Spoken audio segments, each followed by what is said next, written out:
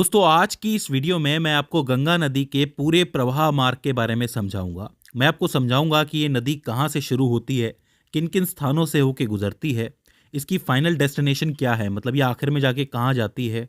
इसके अलावा इसकी सहायक नदियाँ कौन कौन सी होती हैं। ये सारी की सारी चीज़ें आज हम लोग समझेंगे, तो आप कह सकते हो कि पूरा गंगा नदी का तंत्र आपको एक नक्शे से समझ में आ जाएगा।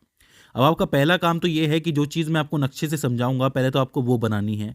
इसके अलावा साथ के साथ जो मैं फैक्ट्स आपको बताता हूँ, उसको आपको लिखते जाना है, क्योंकि उससे डायरेक्टली प्रश्न बनते हैं। तो ज़्यादा देर ना करते हुए हम शुरू करते हैं। देखिए, सबसे पहले तो कुछ चीज़ें जान लीजिए गंगा नदी के बारे में। भारत की भूमि पर बहने वाली सबसे लंबी नदी गंगा नदी ही है, जिसकी लंबाई तकरीबन 2525 किलोमीटर है। यानी कि बहुत लंबा ये बहती है, बहुत लंबा इसका मार्ग होता है। ठीक है। ये नदी दो देशों से होकर गुजरती है। एक तो भारत है, दूसरा बांग्लादेश है। भारत में इसे गंगा नदी के नाम से जाना जाता है, वहीं बांग्लादेश में इसे पद्मा नदी के नाम से जाना जाता है। ठीक है। अच्छा, भारत के ऐसे 5 राज्य हैं जिस पे से गंगा नदी होके गुजरती है। एक है उत्तराखंड, जहाँ से ये शुरू होती है। फिर आता है उत्तर प्रदेश, फिर बिहार, फिर झारखंड के थोड़े बहुत हिस्से, और फिर पश्चिम बंगाल। अभी इस रास्ते को मैं आपको अच्छी तरीके से मैप की मदद से समझाऊंगा और आपको अच्छी तरह समझ में आएगा। देखिए, गंगा नदी जो है वो अपने स्वयं शुद्धिकरण गुणों के कारण जानी जाती है। मतलब ऐसा कहा जाता है कि इसके अंदर कीड़े नहीं लगते। इसका क्या कारण है? देखो, इस नदी में ऑक्सीजन का स्तर जो होता है वो बहुत ज़्यादा होता है, जिसकी वजह से इसका पानी लंबे समय तक ताज़ा बना रहता है। वैज्ञानिकों के मुताबिक इस गंगा नदी के पानी में बैक्टीरियोफेज नामक एक वायरस होता है, जो हानिकारक सूक्ष्म जीवाणुओं से लड़ता है, मतलब उन्हें पनपने ही नहीं देता। और इस वजह से ये पानी लंबे समय तक ताज़ा बना रहता है, और साथ ही इसमें कीड़े भी नहीं लगते। तो ये जो स्वयं शुद्धिकरण का गुण है, ये बहुत इंपॉर्टेंट होता है गंगा नदी के लिए। इस चीज़ को आपको याद रखना है। अच्छा, दो चीज़ें और हैं। पहली ये कि गंगा नदी को 2008 में भारत की राष्ट्रीय नदी घोषित किया गया था। भारत की राष्ट्रीय नदी कौन सी है पूछा जाता है, तो आपको गंगा नदी लिखनी है। और गंगा नदी के अंदर जो डॉल्फिन पाई जाती है, गंगा डॉल्फिन जिसको कहते हैं, उसको भारत का राष्ट्रीय जलीय जीव घोषित किया गया है। तो ये दो फैक्ट हैं जो पूछ लिए जाते हैं कि भारत की राष्ट्रीय नदी कौन सी है और भारत का राष्ट्रीय जलीय जीव कौन सा है। चलिए, अब हम इसके प्रवाह मार्ग की बात करते हैं और शुरुआत करेंगे इसके उद्गम के साथ कि ये नदी शुरू कहाँ से होती है। तो देखो, ये नदी एक सतत वाहिनी नदी है, लगातार बहती रहती है। तो ये नदी निकलती ग्लेशियर से है। हमारे देश के अंदर बहुत सी ऐसी पहाड़ियां हैं जो बर्फ की बनी हुई हैं, और उन्हें हम हिमानी के नाम से जानते हैं। तो एक हिमानी है जिसे गंगोत्री हिमानी कहा जाता है, और दूसरी को संतोपत हिमानी कहा जाता है। इन दोनों हिमानियों से दो नदियां निकलती हैं। जो गंगोत्री हिमानी है उससे निकलती है आपकी भागीरथी नदी, और ये जो आपकी संतोपत है इससे निकलती है आपकी अलकनंदा। अब यहाँ से ध्यान देना, यहाँ से निकलेगी भागीरथी और यहाँ से निकलेगी आपकी अलकनंदा, जाके एक पॉइंट पे ये मिलती हैं जिसको आप कहते हो देवप्रयाग। और देवप्रयाग पे जाकर के ये दोनों आपस में जब मिलती हैं तब ये बनती है गंगा नदी। तो इसका मतलब गंगा कहीं से निकल नहीं रही है, गंगा दो नदियों से बन रही है, एक भागीरथी, दूसरी अलकनंदा। तो आप इन्हें गंगा नदी की भी जनक नदी कह सकते हो। तो ये चीज़ आपको पहली याद रखनी है। अच्छा, एक चीज आप याद रखिए कि ये जो संतोपत हिमानी है, यहीं पे आपका बद्रीनाथ टेम्पल भी है। तो पूछ लिया जाता है कि बद्रीनाथ के आसपास से कौन सी नदी निकलती है, तो अलकनंदा निकलती है। अब यहाँ पे आपको एक चीज तो क्लियर हो गई कि देवप्रयाग पे दो नदियां आ रही है, लेकिन आपकी जो अलकनंदा नदी है ये भी कोई सिंगल नदी नहीं है। इसके पास भी सहायक नदियां होती हैं। इसके पास 4 सहायक नदियां होती हैं। देखो, ध्यान से समझना। एक जो आती है वो यहाँ से निकल के आती है, जिसको आप कहते हो धौली गंगा, और धौली गंगा यहाँ कहीं आके मिलती है, जिसको आप विष्णु प्रयाग के नाम से जानते हो। विष्णु प्रयाग का नाम आपने सुना होगा कई बार। ये एक पॉइंट है बद्रीनाथ टेम्पल के पास में। इसके बाद आप थोड़ा नीचे आओगे तो एक नदी और आती है जिसको नंदाकिनी के नाम से जाना जाता है, नंदाकिनी, जो यहाँ आकर के मिलती है नंद प्रयाग के ऊपर। ठीक है। और फिर नीचे एक नदी और आती है जिसको पिंडार नदी के नाम से जाना जाता है, जो यहाँ कहीं आकर के मिलती है, और इस जगह को आप लोग कहते हो कर्ण प्रयाग। तो 3 प्रयाग हो जाते हैं, विष्णु प्रयाग, नंद प्रयाग, कर्ण प्रयाग। ठीक है। यहीं बीच में जहाँ पे कहीं पे केदारनाथ टेम्पल है, यहाँ पे भी एक हिमानी है जहाँ से एक नदी बह के आती है जिसको आप कहते हो मंदाकिनी नदी, और वो यहाँ कहीं आके मिलती है। इस जगह को आप कहते हो रुद्रप्रयाग। तो 4 प्रयाग हो गए।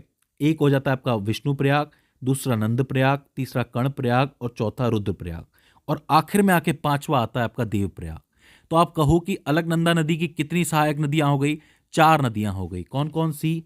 एक होती है धौली गंगा, एक नंदाकिनी, एक पिंडार नदी, और एक मंदाकिनी। तो उद्गम स्थल आपको समझ में आया कि गंगा नदी के बनने में किन किन का हाथ होता है।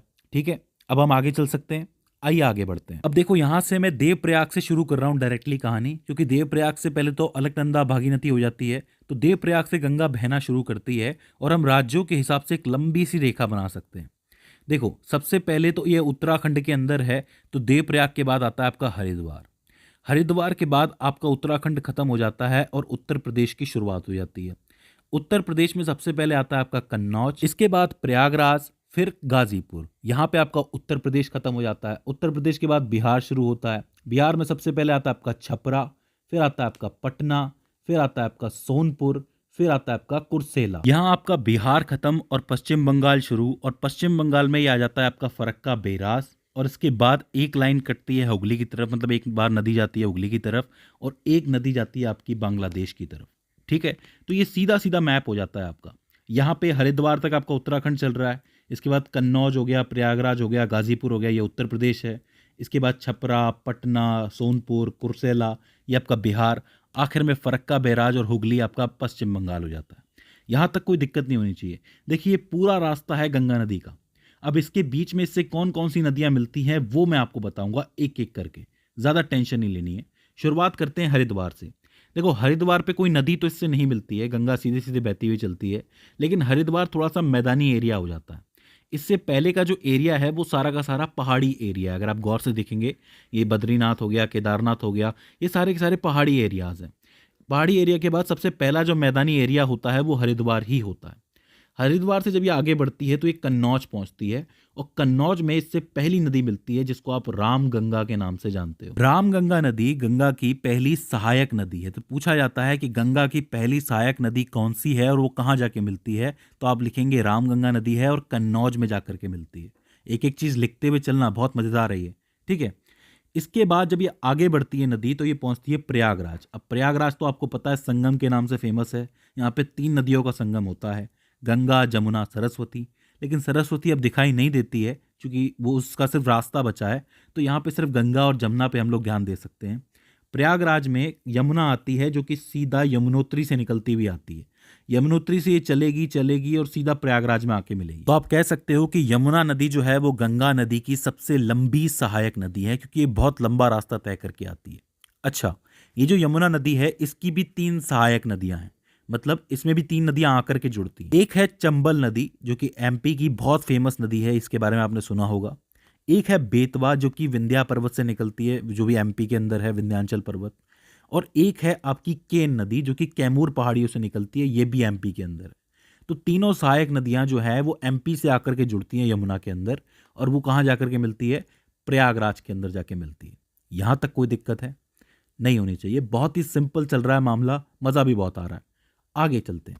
प्रयागराज के बाद ये नदी पहुंचती है गाजीपुर, और गाजीपुर में इसे एक नदी और मिलती है जिसको आप कहते हो गोमती नदी।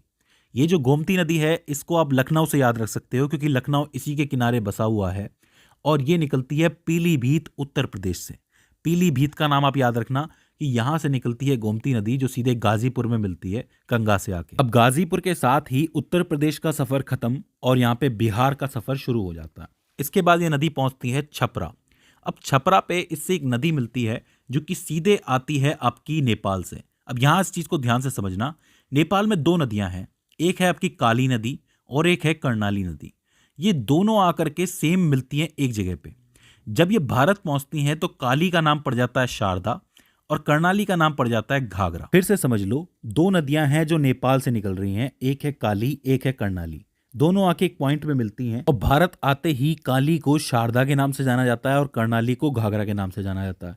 ये दोनों जब मिल जाती हैं नदियां, तब इसको ओवरऑल घाघरा के नाम से जाना जाता है। ये घाघरा नदी आते आते सीधा छपरा पहुंचती है और छपरा में मिलती है गंगा नदी से आके। यहां तक कोई दिक्कत है नहीं होनी चाहिए, बहुत ही सिंपल है। इसके बाद ये नदी पहुंचती है, मतलब गंगा नदी पहुंचती है पटना में। अब पटना में एक नदी आ रही है इस तरफ से, थोड़ा दक्षिणी भाग से आ रही है, जिसको आप सोन नदी कहते हो, जो सीधे कहां से निकलती है, अमरकंटक की पहाड़ियों से निकलती है, जो कि मध्य प्रदेश और छत्तीसगढ़ की सीमा पर स्थित है। वहां से ये नदी चलती है सोन नदी और पटना में आके गंगा से मिल जाती है। अब देखो, सारी नदी अब तक ऊपर से आ रही थी, इस तरफ से आ रही थी, ये एक स्पेशल नदी है जो यहीं से निकल रही है और यहीं पे आकर के मिल रही है। तो इसको आपको ध्यान में रखना है, ये बहुत इंपॉर्टेंट बनता है। ठीक है, पटना के बाद ये नदी आगे बढ़ती है गंगा और पहुंचती है सोनपुर।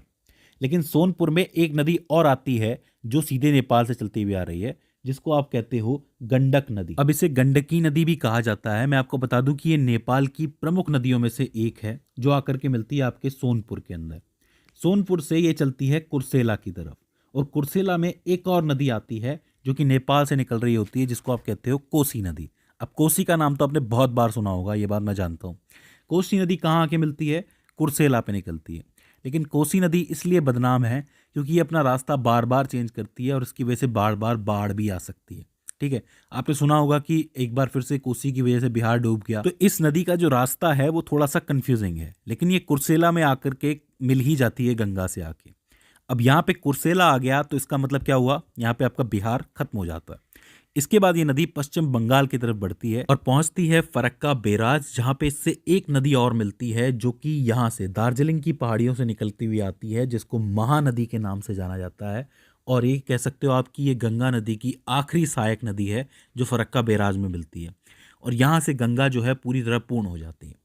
और ये गंगा फिर आगे बढ़ती है पश्चिम बंगाल की तरफ, जहाँ पे हुगली की तरफ एक रास्ता जा रहा है, और ज़्यादातर हिस्सा कहाँ जाता है इसका? बांग्लादेश की तरफ। अच्छा, जब ये पश्चिम बंगाल में जाती है तो यहाँ पे इसको गंगा की जगह हुगली नदी के नाम से जाना जाता है, और हुगली नदी के किनारे ही आपका कलकत्ता भी बसा हुआ है। तो ये चीज़ आपको याद रखनी है। अच्छा, एक रास्ता मैं आपको और बता देता हूँ कि जब ये बांग्लादेश जाती है तो अब इसको पद्मा के नाम से जाना जाता है। इधर से आती है जमुना नाम की नदी। ये जमुना और कोई नहीं है, ये जमुना ब्रह्मपुत्र है। ब्रह्मपुत्र को बांग्लादेश में जमुना कहा जाता है। और बांग्लादेश में एक नदी और है जिसको मेघना नदी के नाम से जाना जाता है। जब ये तीनों मिल जाती हैं तो ओवरऑल इसे मेघना नदी के नाम से जाना जाता है। याद रखिए, पद्मा, जमुना और मेघना को मिला के मेघना बनती है, जो सीधे समंदर की तरफ जाती है और एक डेल्टा बनाते हुए जाती है, जिसको आप कहते हो सुंदरवन डेल्टा। सुंदरवन डेल्टा जो है वो दुनिया का सबसे बड़ा डेल्टा है। अब आप कहेंगे कि ये डेल्टा क्या होता है? तो देखो, एक सिंपल सी बात समझो कि जब भी कोई नदी कहीं से भी निकलती है, मान लो किसी पहाड़ से निकल रही है, तब उसका वेग बहुत ज़्यादा होता है, उसकी स्पीड बहुत ज़्यादा होती है। तो स्पीड के साथ वो बहुत सारी मिट्टी होती है, बहुत सारी चीज़ें होती हैं जो एक साथ बहाती हुई लेके आती है। लेकिन जब वो मैदानी एरिया में पहुंच जाती है, समंदर के पास पहुंच जाती है, तब उसका वेग कम हो जाता है, स्पीड कम हो जाती है। लेकिन साथ में मिट्टी तो बह ही रही है, तो मिट्टी जो है वो भारी होती जाती है। तब इस किनारे पे क्या होता है ना, समंदर के किनारे पे ये जो नदियां हैं इनकी स्पीड बहुत कम हो जाती है और मिट्टी रुक जाती है। तो ऐसे में नदी क्या होती है कि मिट्टी को तो छोड़ देती है और अलग अलग रास्ते बना के निकल जाती है। आप देख सकते हैं ये जो ट्रायंगल बने हुए हैं, इसी को आप डेल्टा कहते हो। ये पानी इस तरीके से निकल जाता है नदियों का, बट रही है नदी, आप देख रहे हो, ये फिर जाके समंदर में मिलती है। और इस पूरी जगह को आप डेल्टा कहते हो। ये जो मिट्टी के बने हुए टीले, ये जो ट्रायंगल टीले हैं, इनको डेल्टा कहते हो।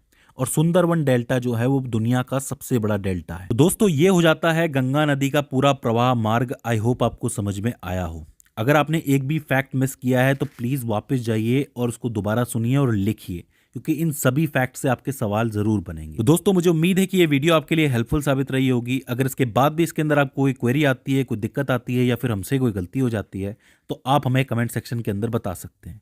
तो दोस्तों, आज की इस वीडियो के अंदर बस इतना ही। See you in the next one.